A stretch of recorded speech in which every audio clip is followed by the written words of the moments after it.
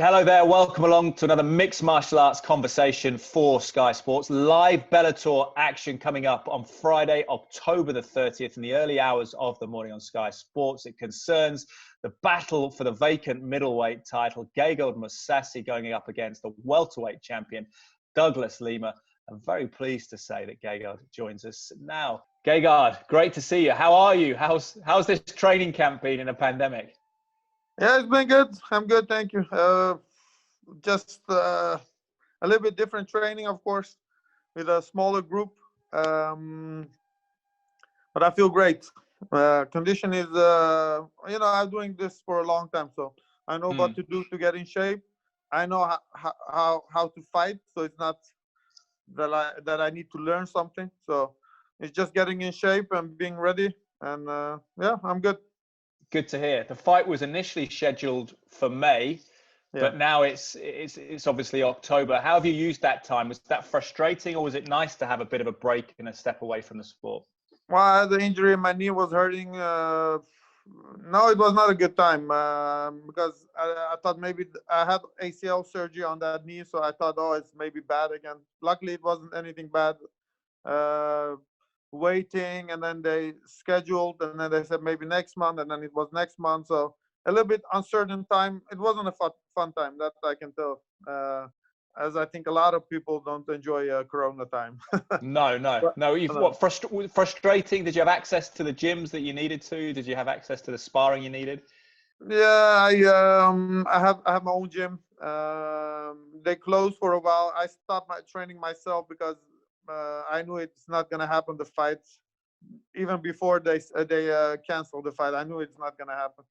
So I trained in my own gym with a small group of friends, and yeah, I managed to go through it, but not a good time. You feel fit? You feel good now? 100%. I'm more than ready. Good. Yeah. Now we saw Rory McDonald move up from welter to middle in the pursuit of your title. You put on a clinic in the second round in that one. How do you see it going against Douglas Lima? Is it a similar story with a guy coming up? Does that give you extra fuel, extra motivation? Well, every fight is different. Sometimes you go in a fight, you get the toughest fight of your life against maybe an unknown fighter. And sometimes you fight the best fighters in the world and you finish them in 1 minute. Because I had those fights, big names that I've finished in very quickly, and then some fighters that gave me a tough challenge. So you never know. You step in the cage, it can be a very hard fight. I can finish him in 2 rounds, 1 round. I don't think of that it's gonna be easy or difficult. All I know is he's a game opponent. But do I see it? I feel like I'm gonna be dominant everywhere. Yeah, and you feel you got the challenger's mindset for the vacant title as well. It kind of reawakens the spirit. Yeah, just I'm a different person this time around. I think I'm gonna show up, and when I show up, I think I performed very well. I think I showed what I can do against the best fighters in the world. So there's nothing Douglas Lima is gonna do that I haven't seen. So I feel very comfortable saying that I know what I'm gonna do and be able to do what I like. How much respect do you have for his power? He's tied with Pitbull and Michael Venom Page for most KOs in Bellator history. Do you sort of respect that power? Well, with those small gloves, you have to respect everybody's power. I don't see him as a big knockout artist because I faced bigger opponents. I faced Melvin Manhoef. Back then he was a knockout. He was knocking everybody. Mark Hunt. I faced a lot of strikers. So I'm difficult to put away. So I'm not worried of his power. Do you watch much tape? Do you study your opponent? Have you studied Lima? Well, some fights I study a lot more than others. Lima, I studied a couple fights, not a lot. Simply because he doesn't pose things that I haven't seen. Let's say he's not like doing crazy spinning back fist. It's just basic stuff, but he does that very well. He told us about a sparring session. He was very honest and said that you definitely got the better of him in that. Do you remember that? Is that something that you use for confidence, or do you have to take each No, fight on the day? training doesn't mean anything. You have guys that are not so good in training. They do very well in the fights, and you have guys that don't do well in training and they do very well in the fights. So he wasn't in shape. I think I don't look at that. Simply, I felt him. I felt what he could do. I felt a little bit his technical, how he fights. But other than that, I don't take a lot from that fight, from the training session at least. He's looking to become a two-weight champion, a champ status. What do you make of that as a sort of fashion in MMA at the moment? It's good for the person trying to do it, but perhaps not for the organizations. How do you feel about it? Well, it makes super fights. I think it's good for the promotion that way.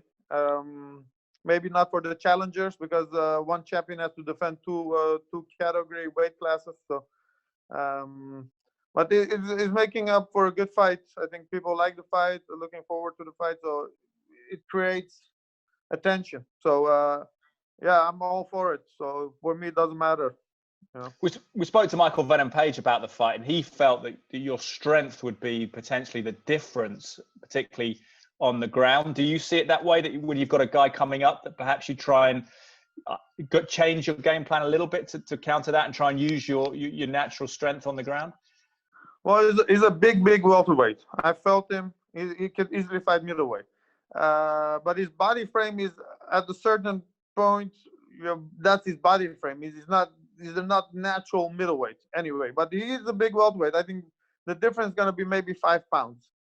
5 pounds is not going to make you winner or loser in a fight. If you have the heart and you have the technique, that's weight class, that weight difference or the strength doesn't even matter if you're a technical fighter. But I have the reach. I feel like I have the speed. Technically, I feel like I'm better in the stand-up. And then I can mix it up with takedowns and ground, where I will have advantage, of course. At the extra weight, I feel like I'm going to be the stronger fighter. But I'm sure he anticipates that I'm going to try to take him down. He knows that. It's not a secret. But we're not going to make it easy. We're going to fight him stand-up, you know.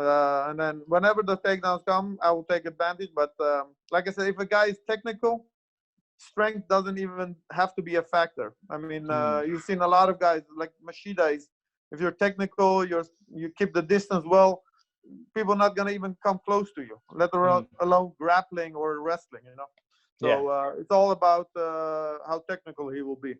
Yeah, some great kicks from Machida, of course. Now, on that subject of weight, would you ever be interested in moving up? You've got the new light heavyweight champion, Vadim Nemkov, or do you feel that 185 fits you? Because it can be tricky in MMA. There's big gaps between the weight divisions, aren't there?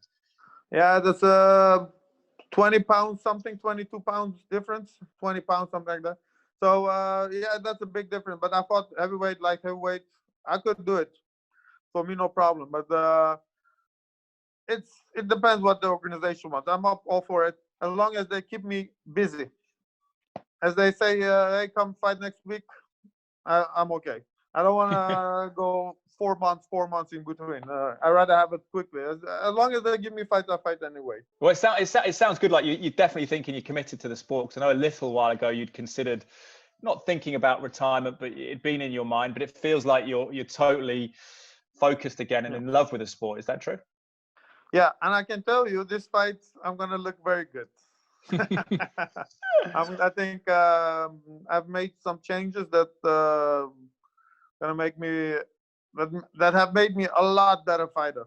Really? And I think I think I don't know. I think I will have a dominant performance, but never can count out Douglas Lima. He's a tough opponent. He's experienced, but the way I feel, I'm training with heavyweights. I can take them down. I can I can hang in there with heavyweights. So so let's see how the fight will go. What aspect of your game have you been working on and making changes to, if you're allowed to say? I think overall mindset, and then physical strength. Yeah, everything. Actually, everything. But it will show in the fight. I think. I will show. I will show what I can really do. And how happy do you feel with the organisation Bellator at the moment? Obviously, it's a difficult year for them trying to organise events in the pandemic. Yeah, it took a little bit longer than UFC, but eventually they started, and I'm very happy with Bellator. I have good relationship with Scott. I feel like I can put some great fights and do great things in Bellator. So that's my goal. I have many fights left, so definitely gonna be busy the next 2 years. Fantastic. And is it feeling like you're learning and developing? Is that the key to your motivation to keep going, to keep that sort of hunger for the sport? I feel like you always have goals. I mean, I feel like, okay, let's get the first middleweight belt, and then we can dream of let's say light heavyweight, and then if we do that, we can see what's in the future. Maybe a middleweight tournament. I thought if the pandemic wouldn't happen, maybe it would have happened 2021, 2020. That's what I was thinking. But maybe fight in Holland. You always have, but a fight. You look at after a fight. So first middleweight, and then we're gonna look at what we're gonna do next. What would be the dream fight? Would it be in Amsterdam at Ajax Stadium or something? Where would it be for you? Yeah, I think so. That would be great. But there were talks. They were busy with doing it with the permits, and then with the pandemic, everything stopped. Fantastic. Well, appreciate your time, Gegard, and wish you the best of luck. Great to speak to you. Just give us a final thought on how this fight might end. I know you've got so many stoppage victories, but also submissions. Do you envisage a finish in this one, and how it comes about? I could, like fights you can never predict, but it's also a little bit disrespectful because but to the opponents, because I like Lima. But if I feel the way I'm feeling right now, he's not gonna make it out 2 rounds. Well, it's great. It's great to speak to you. Great to hear your enthusiasm as well. Really appreciate your time, Gegard Mousasi. Thank you. Thanks.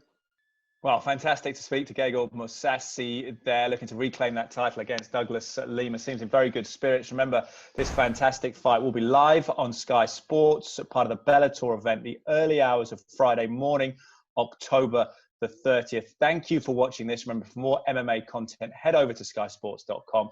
We'll be back again soon. Goodbye for now.